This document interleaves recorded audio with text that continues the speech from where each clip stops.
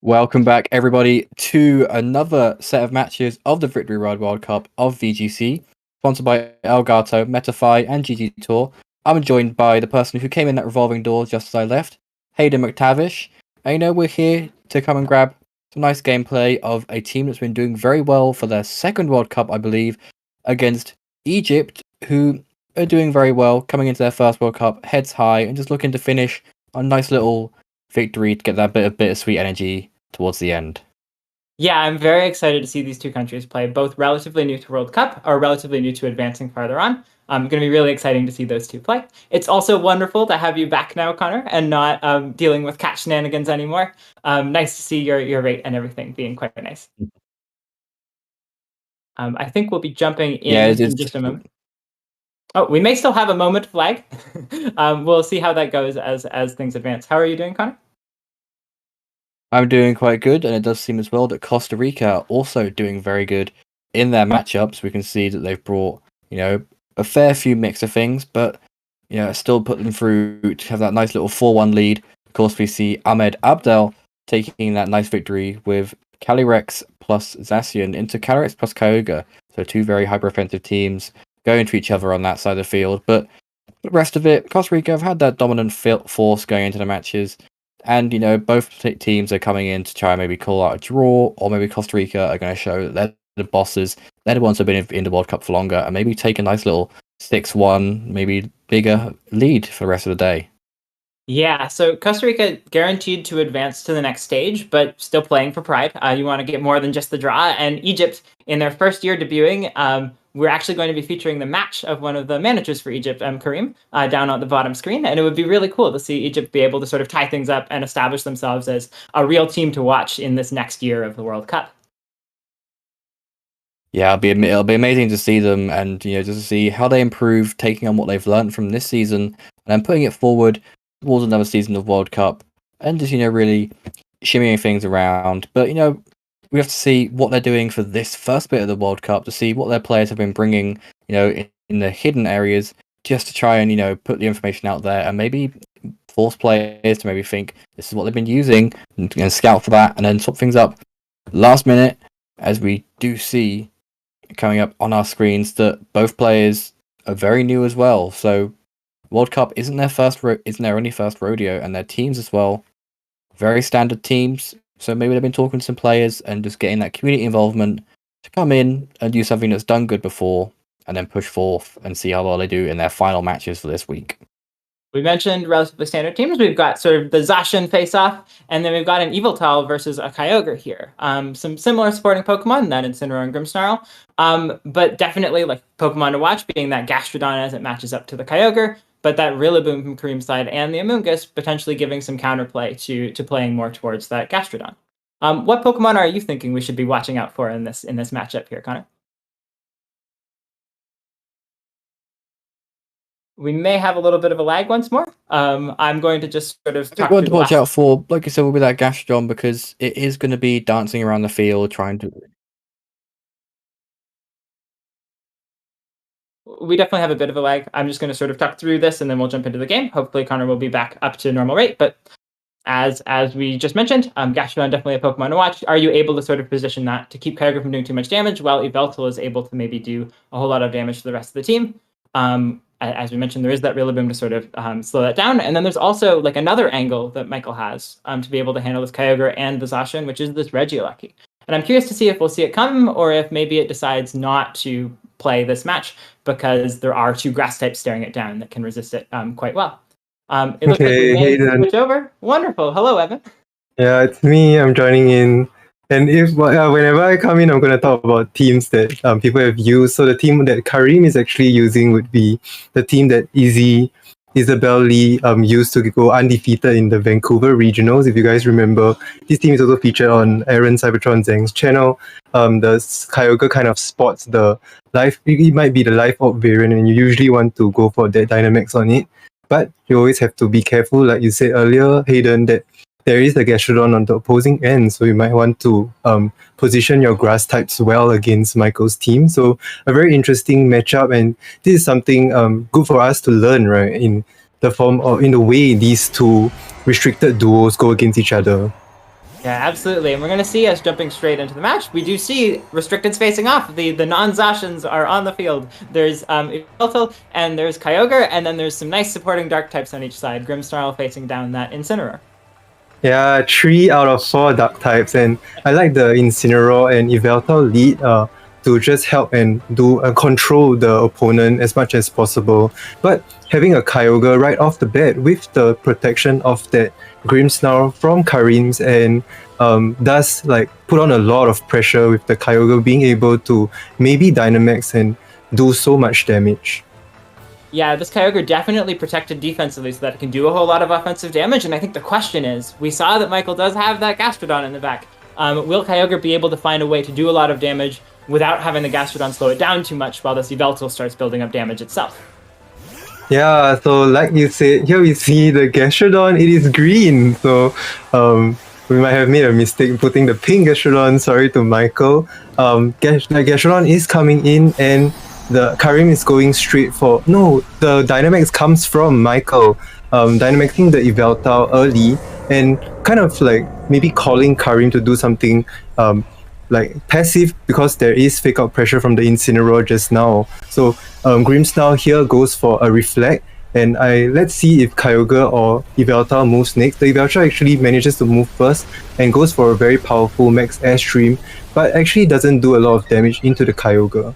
That's a whole lot less damage than I was expecting. Like it's nice to get the speed boost. It's nice to get a little damage off of a Kyogre because we are able to reduce its damage a little bit. It looks like it maybe went for a Water Spout or an Origin Pulse, and so Gastrodon gets the special attack boost. But this Water Spout does a little less damage because of getting that Airstream off. Important to note also that you're able to get that damage off with Grimmsnarl setting up the Reflect, but Light Screen isn't up just yet, so that Airstream is still a very good angle of damage from Michael. However, that's a whole lot less damage. I'm curious how this Kyogre is trained, or if it's just sort of Kyogre's natural bulk coming into the fray. That this Yveltal's now burned a whole turn of Dynamax, and there's only about a quarter of damage on one Pokemon on the field so far. Yeah, it's interesting that like the Reflect came out. If our Spanish is like we kind of know our Spanish well, so I'm not sure if that Reflect maybe affected the Yveltal's damage output. So it might hint to both players how these Pokemon are built. And at the same time, I was sort of alluding to the Kyogre having a life orb item, but Karim seems to be changing things up. Like this is the flexibility of team building, and I think Karim has finds inspiration from these teams, but maybe builds the team in a different way, and that's interesting to see how things play out. So Kyogre is now going for the Dynamax, and Yveltal, since it knows it's faster, is taking the opportunity to go for a Max Darkness to maybe lower special defense a little bit, but that damage into the Kyogre is very sus, right? It's always doing so little damage, and it might hint to what the Kyogre is actually holding. Kyogre fires back with a powerful Max Lightning because it's super effective, and let's see what the Grimmsnarl and the Gastrodon go for next. Yeah, absolutely. So much damage coming out from Karim's side of the field and not so much from Michael, but maybe that's about to change because we see this Yveltal's item as the weakness policy. But we are going to see potentially a Spirit Break coming out from the Grimmsnarl and lowering that special attack back down to just +1. And this Yveltal can do a whole lot of damage this last turn, but it's pretty low in hit points. And then I think we just saw the Gastrodon go for a Yawn, but that doesn't seem to be working so well because Electric Terrain was just set up by the Kyogre. So one really interesting thing that just happened here. This Kyogre felt forced to go for the Max Lightning so that Yawn couldn't happen. But then the Lightning had to go into the Yveltal that had a weakness policy. So some really interesting positioning from Michael to sort of say, I'm gonna force you to give me the boosts on my Yveltal. I see that I'm not doing very much damage, but I know that's about to change, and I know you have to go for this Lightning into my Yveltal, or something on your side is going to sleep. Yeah, amazing point. So many layers with this. Just one move, just one Max Lightning, and now Yveltal is like sitting comfortably at +1 special attack. And unfortunately, that Bostezo, the Yawn from the Gastrodon, didn't pull through. Wow, that's a very powerful Max Airstream, and is actually able to take down that Grimmsnarl, so no more Spirit Breaks available. And yeah, it's not a crit as well. Boosting Gastrodon to another stage. Let's see if Gastrodon can move first, but no. Kyogre actually manages to get another Dynamax off to finally finish... another Dynamax move to finally finish off the Yveltal with that Max Hailstorm and setting up the Hail. You got to be breathing a bit of a sigh of relief here that terrifying Yveltal is off the field. We saw that it couldn't do much damage to Kyogre, but Kyogre is the only thing that could take damage well from that Yveltal, and that Grimmsnarl is just gone from the field completely, no more damage reduction. And that Gastrodon's actually able to get a good chunk of damage off with Earth Power because of that special attack boost when it switched in. +1 special attack, Earth Power. I'm actually curious that Grimmsnarl, if I'm not wrong, it went for one screen, right? It could have taken the opportunity to get another Prankster move off, but if that Prankster move were to be Thunder Wave, then it doesn't affect the two Pokemon on the field. Michael's team, this team composition is very prepared to go up against Grimmsnarl's shenanigans, as we do see Incineroar switch in for Michael, and Rillaboom. Here comes Rillaboom from Karim. So, I mean, we know the one tried and true answer to Gastrodon is Rillaboom, and I think it's really smart for Michael to bring in Incineroar alongside. You've got a good chunk of pressure onto this Rillaboom. You do have the Kyogre that's still got a turn of Dynamax left, so this Incineroar isn't completely safe, but Rain isn't up at least, so maybe there's a slight chance that it could maybe survive, or, you've still got Gastrodon protecting it. So, a really interesting way to sort of try to play for getting rid of Rillaboom here. Yeah, so there's a lot of dynamics coming out of all these fire, water, grass type Pokemon. So there's some form of scissors, paper, stone in action. And at the last turn of Kyogre's Dynamax, it is not, you can't go for Max Geyser with the Gastrodon on the field, and Gastrodon always more or less carry the protect move, so we'll be able to protect from Rillaboom's Grassy Glide, and on this turn Incineroar might be able to do something meaningful. Yeah, so it's definitely going to be on Incineroar to see what it can do. We're going to see the Rillaboom actually go for a Protect, just worried about all the things that Incineroar could do, knowing that Kyogre isn't too threatened by these Pokemon. We do see just a Fake Out go into that Protect, and this Kyogre is going to be able to do something. Looks like it's the Max Lightning boosted by Electric Terrain, still going to be able to do almost half to the Incineroar. So bringing that down to a point where maybe it's still threatened by this Kyogre later on in the game. We're going to have to see what this Gastrodon does, though. I thought I saw it click a very interesting move. But it actually goes for the max, the Earth Power, Terra Viva, I think, instead. And I wanted to see how the speed interactions play out, because the Max Lightning being a very interesting move, instead of a Max Hail into the Gastrodon, perhaps, Max Lightning going to the Incineroar switches the terrain and loses Rillaboom's grassy terrain. However, Rillaboom took the hail damage first, followed by the +2 speed Gastrodon, and so unfortunately Rillaboom is still gonna move first and put on that pressure to Gastrodon. So Karim seems to be confident with his speed tiers and goes for the Max Lightning to try and do as much damage to Incineroar as possible, since Incineroar does threaten Rillaboom. Yeah, so we're going to see Rillaboom going for that attack, but into a Gastrodon's Protect. We'll have to see if Incineroar can do anything, but the flip side, with that Lightning going off, even though it took out the terrain, it does mean that this Kyogre is able to finish off this Incineroar with Origin Pulse because of that chip damage from earlier. So this Rillaboom going strong. It doesn't get the KO this turn, but it's going to be on Michael to figure out how to get that KO next turn with the last Pokemon. Yep. So I think thinking back, I kind of like the play that Karim made with that Max Lightning, because the Gastrodon would want to take advantage of the switch of terrain and go for the yawn onto the Kyogre. So this time Kyogre still remains alive and is able to do its job to take out that Incineroar. As we do see the Zacian, the last Pokemon from Michael's side, switch in, and now Zacian being the fastest will have to make a good educated choice to take out the Pokemon on the opposing side, try to keep Gastrodon as safe as possible to try and win this end game. And particularly, we don't know what Karim's last Pokemon is, but I will make a guess that it's the Zacian in the back. Yeah, so some wonderful nuance in the terrain play from before, trying to make sure the Gastrodon can't yawn, but also to have grassy terrain on to be able to threaten a priority KO, and it looks like we've wound up with Electric Terrain, and so the Zacian out here can outspeed the Rillaboom. Karim does have one more Pokemon in the back, and if it is that Zacian, there's a whole lot of damage that could come out, but that might mean that Rillaboom is the only thing that can reliably take out this Gastrodon, so it's going to be a tough order for Karim to figure out how to position properly to be able to handle this. So let's see, the Zacian naturally has to move first, goes for the Behemoth Blade. Rillaboom should survive, because most Rillaboom are built to be really bulky. Here comes the Origin Pulse, bringing the Gastrodon, I believe, to +3. So Karim is confident that removing the opposing Zacian is important in his game plan, and also confident that Rillaboom can go for this Grassy Glide to actually not remove the Gastrodon. That's quite amazing. So Gastrodon goes for Icy Wind. Wow, and it still isn't able to take out the Kyogre. That's kind of funny. But wow, what an interesting reveal from the Gastrodon that it can survive a Grassy Glide and has Icy Wind. It's such an interesting set here. It looks like Hail might still finish off this Gastrodon before its leftovers are able to save it, and that is indeed what happened. So it's just Zacian versus the world. But a little bit closer than I was thinking when I saw that Grassy Glide go off, and Kyogre's down too, so it's just a 1v1 at this point.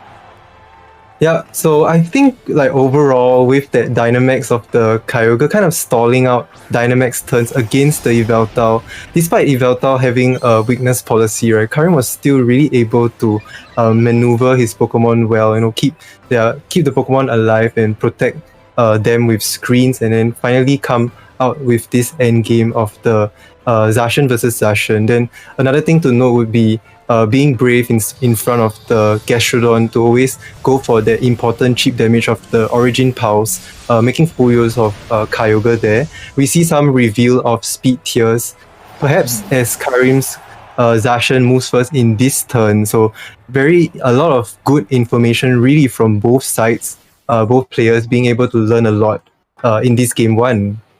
Something I really want to touch in from this game. You mentioned the Grimmsnarl right at the start and slowing the other set, slowing them down. I think that was such an interesting point. We were wondering the whole game, why was it Reflect and not Light Screen there? There were all these special attackers on the field. And then at the very end, the Rillaboom survived that crucial Behemoth Blade while I think Reflect was still up. And that ended up being such an incredibly forward-thinking play to say, this Yveltal isn't threatening to me immediately. I don't need Grimmsnarl to handle what's here now. I need it to handle what's here later. And that was so exciting. I'm curious if we'll see similar plays from Karim in the future. Yeah, that's such a good point, and that's very interesting to see how far these players think ahead, right, and then formulate their game plan. So it really worked out for Karim, and that was a very well-deserved win. Another thing that I wanted to note is that keeping your Zacian in the bag is always very important, and kind of preserving your Dynamax choices, and naturally putting it on the Kyogre just really paid off. Yeah, absolutely. That Kyogre Dynamax was amazing. We saw 2 whole turns of Dynamax from Yveltal that there wasn't a screen or anything protecting Kyogre. It just still did less than half damage. And that was so incredible to be able to see that it Dynamaxing even after the special defense drop from Max Darkness and the boost on Gastrodon, that Kyogre just kept taking hits the whole way through, and it was so impressive to see it be able to do that. I was not expecting Kyogre to be the defensive wall that it was in that game, and it totally was. Yeah, that's a good shout. So we should know by now that the Kyogre is holding the Assault Vest item. Yeah, and remember the Gastrodon went for a +3 special attack Icy Wind, and then it doesn't even take out the Kyogre. So really very funny to see. As we see the change up of leads here for game 2, Michael went back to the drawing board and kind of wants to adjust here, and now brings the very thing that threatens the Kyogre that he didn't bring in the previous game, Regieleki, and a Grimmsnarl lead. So completely 2 different Pokemon that he didn't bring, as Karim is confident and content with that Grimmsnarl and Kyogre lead. Yeah, so I think a really interesting recognition by Michael that the problem in the first game was not having enough offensive pressure on the Kyogre, and just going for the most offensive pressure you can have on a Kyogre with this Regieleki. You've got the defensive tool on Gastrodon, but it seems like for this Kyogre you really need to be doing offense to be able to handle it. So I'm excited to see sort of how that plays out. Also interesting to see Grimmsnarls on both sides to sort of try to match pace with screens instead of one just going for it. And we are going to see a Dynamax on the first turn. Yeah, I think the team building from Karim is paying off in this particular match, because he's very confident with the Kyogre having the Assault Vest item with Grimmsnarl's protection of a potential light screen. So not being afraid, going straight for the Dynamax. I think targeting the Eleki might be a very good idea. I believe this is a scary trick. It was a trick, an Iron Ball trick. So the Kyogre doesn't have the Assault Vest anymore. It was so threatening that Michael says, you know what, it's okay if my Grimmsnarl has the Assault Vest the whole rest of the game. I just don't want Kyogre to have it. What an interesting play. Wow, no light screen coming out from Karim's Grimmsnarl. Goes straight for the Spirit Break, and with that speed interactions, we see Iron Ball take effect immediately. Kyogre actually moves next. But wow, look at the inherent bulk from the Kyogre taking the Regieleki's Electro Web so well and removing the Regieleki on the very first turn. I think that's a good strategy coming out from Karim's end, as we do see Yveltal being the free switch for Michael on this turn. Michael kind of has to think ahead of time to try and like remove this Kyogre. I think Zacian Yveltal team, like one of the most challenging things to go up against is a Kyogre. Yeah, I think this Kyogre is being played so well too. It felt like Karim accounted for so many potential outcomes there. Like still getting the Spirit Break off to break Focus Sash on Regieleki because it chose not to Dynamax. Like maybe trying to play to it attacking next turn, but just that double target, exactly the right play there. And I mean, risking the potential of like a Max Lightning into that Kyogre, but with that Assault Vest, even like needing to have that removed from Grimmsnarl, still maybe Karim feeling comfortable to just say, I know I have a Kyogre, I know it's bulky, I know you can't do enough damage to it quickly enough, I'm just going to keep taking out your Pokemon one by one. Yeah, that could go down to prep work and like damage calcs, and how Karim is confident that a Dynamax Kyogre can go toe-to-toe against a Dynamax Regieleki. So good call on that. The Spirit Break play to break that Focus Sash, as we do see the Yveltal coming to Dynamax now, one turn behind the Kyogre and going for that Max Airstream into the Grimmsnarl. And I think possibly Michael's Grimmsnarl might be able to move next. So let's see, yeah, able to go for, I believe that's a Spirit Break going into the Kyogre, and all of a sudden Kyogre's damage output might not be as impressive as what we saw from game 1. Yeah, interesting to see like the flip side of this choice that Karim made in turn 1 to be able to Dynamax the Kyogre and get a KO and know that it would survive a lot, is that it doesn't really have a lot of safe attacks here. It can't go for a water move into Yveltal if Gastrodon comes in, but it can't go for an ice or an electric type move into Yveltal either, because we know about the weakness policy.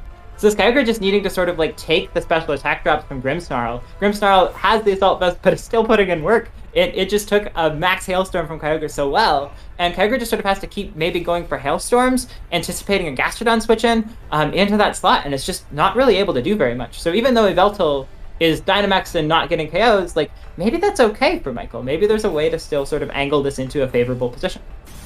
Yeah, so revealing the the weakness policy item on the Yveltal is paying dividends in this second game, and having that free switch, right? Like even Regieleki going down for Michael, I think he doesn't care too much about that, and having that free switching into Yveltal to put on so much pressure seems to be working so well. And also being able to go for an Airstream to boost Grimmsnarl's speed might help towards the end game. Always being able to cripple the Kyogre on the opposing end. Kyogre doesn't want to go for like the Max Hailstorm anymore. Tries to go for the double up with Spirit Break from Grimmsnarl and Max Geyser from Kyogre, and is able to take out this get Grimmsnarl to bring Michael down to his last 2 Pokemon. But I think still with Yveltal, right, with both these restricted, Yveltal and Zacian, Michael is in a very good spot here.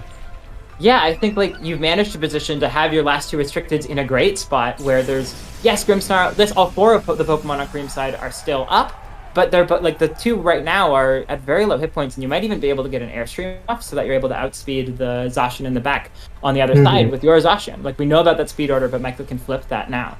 I think really interesting to see also that Gastrodon wasn't brought this game. And then like Michael sort of recognizing that was able to sort of prioritize, I've got to get enough damage on this Kyogre where it doesn't threaten me in the end game. I thought that was a really cool adjustment for Michael. Yeah, that's true. But right now, like with that Grimmsnarl being so bulky on Karim's end, right, being so pesky and still being able to survive the turn all the way until this turn, probably does threaten something like a Thunder Wave into the Zacian. So I think Michael still has to play really carefully. And going for that Max Darkness earlier in Yveltal's second turn of Dynamax, I think that helps a lot with like the potential bulk coming out from Kyogre, as we do see the Prankster move coming out with Grimmsnarl's Last Breath, goes for Max, goes for the what's it called? Scary Face into the Zacian, but Yveltal is still able to move first, goes for a Max Flare to possibly reduce Kyogre's damage. It's kind of curious that like Michael didn't want to offset it by going for Airstream. So this, like Karim thinking ahead, and currently Michael's Zacian is actually at -2 speed. Wow, but Kyogre survives the attack. It's missing the Origin Pulse and just hitting in Sun, so not going to be much damage. That's really interesting. I think that you probably want Kyogre to go down there if you're Karim, and now it's just sitting here. It had to attack in Sun. Like, a really interesting side effect of that max flare that Michael went for. I think another angle here that I think is brilliant from Michael is that even if you go for the Airstream, because of the Scary Face, that Zacian isn't really outspeeding anything, no matter what it wants. And so getting the max flare off means that, like, as this Dynamax goes down for Yveltal, it could go for things like Heat Wave to take down the Zacian and the Rillaboom. But I think that plan's really complicated by the fact that Kyogre's still up, and maybe you can sort of position to have Rain on the field once more and no longer be able to go for those Heat Waves. Yeah, that's an interesting idea. But at the same time, I think like maybe leaving the Kyogre on the field could be good, because Kyogre has already like reduced 2 stages of special attack, if I'm not wrong. But a really interesting turn of events. Like, I think from Michael's side, maybe protecting the Zacian could be interesting. Then one thing I also want to note just now is that Behemoth Blade damage into the Kyogre. That's crazy. Like, how is this Kyogre always able to survive for so many turns from Karim's end? I think that's some hint to like the training of the Pokemon, and I think these players, if they know their damage calcs well, could make a few assumptions here and there. Yeah, you called it. The Heat Wave does come out. Wow, that is super impressive damage. Yeah, into the Rillaboom, and and Rillaboom didn't go for fake out whatsoever. Goes for, what's that? Like, I'm not entirely sure what that is. I think it might be a knockoff. And it's interesting to see that the Rillaboom is then trained to be faster than Zacian at -2 speed.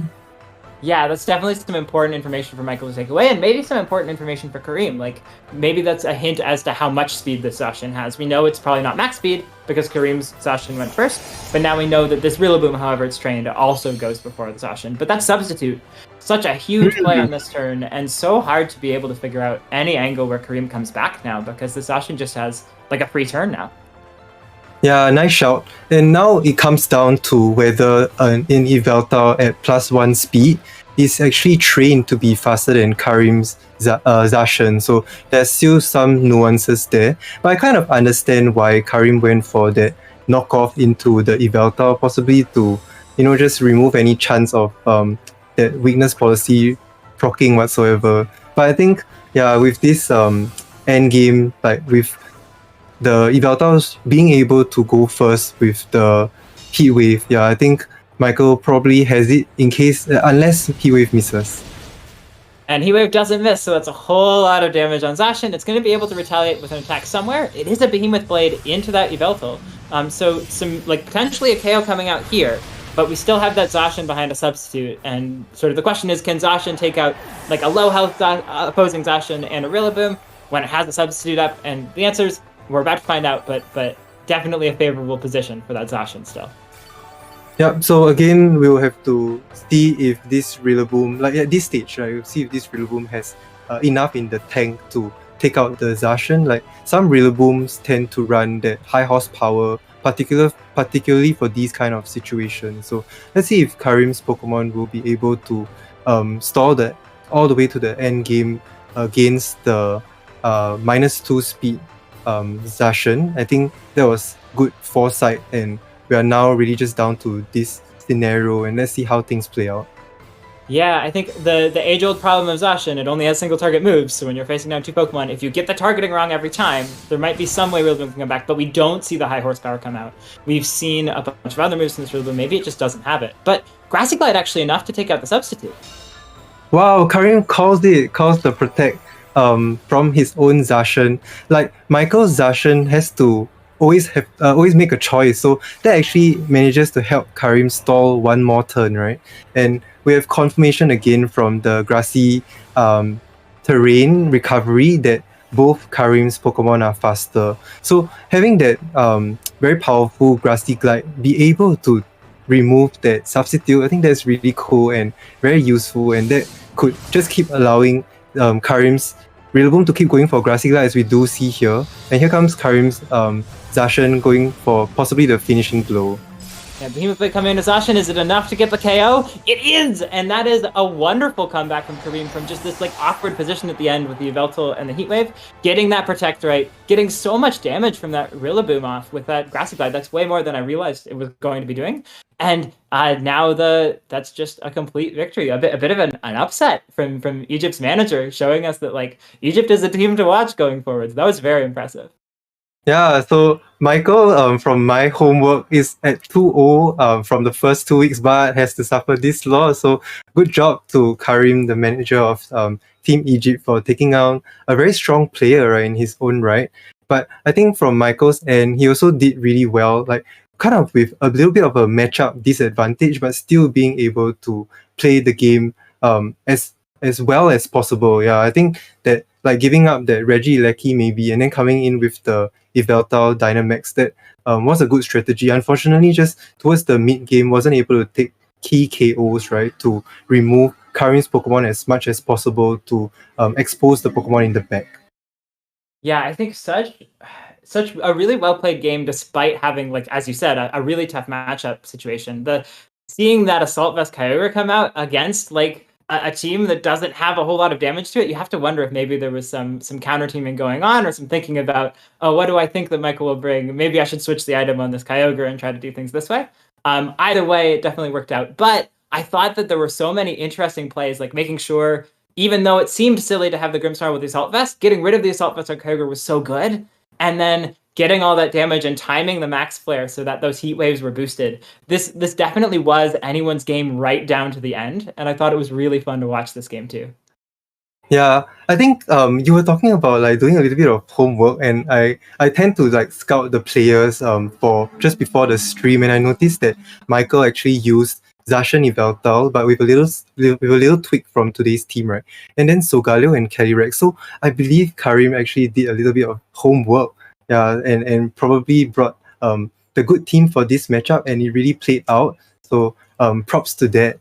And I think just to recap, the two matches that we saw for this one and the one earlier that Hayden you casted just now, this is Group H. So as a recap for Group H, Canada and Costa Rica are actually moving through, and then Egypt and Indonesia unfortunately are being eliminated. But really, it was a very good run and a pleasure to watch all of you guys play your matches out. This was a very interesting group. Yeah, a wonderful way for Egypt to sort of sign off for this year and warn everyone that is a team to watch going forward. So it was very exciting to be able to cast this match, and best of luck to Costa Rica and Canada in the next stage of this tournament. Yeah, so we're going to take a short break. There are actually 2 more matches coming out, and the next one will be a match with stakes. This will be Greece with Costa, the manager, versus Guzman Echeverria from Uruguay. So don't go away.